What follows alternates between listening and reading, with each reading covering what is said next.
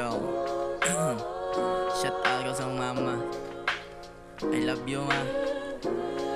Sa akong papa day. Padayon gyapon. Sa pagabante. Ha. Buhi. Yeah. Yeah. Yeah.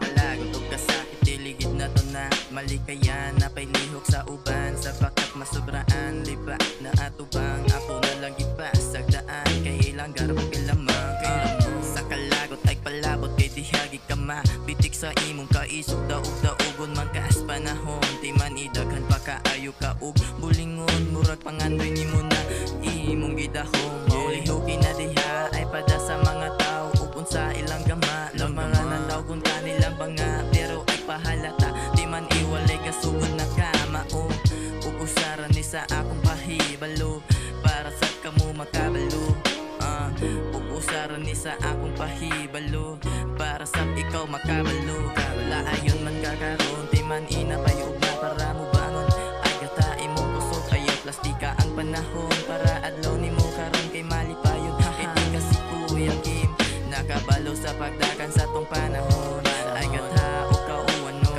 mabasa dagkag bulingon dobliluhan na pay hugason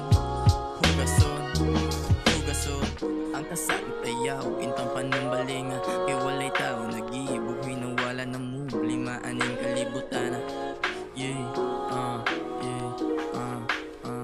ang kasakit ayaw intang panumbalinga kay walay tao nag-iibog hinawala ng mublima aning kalibutan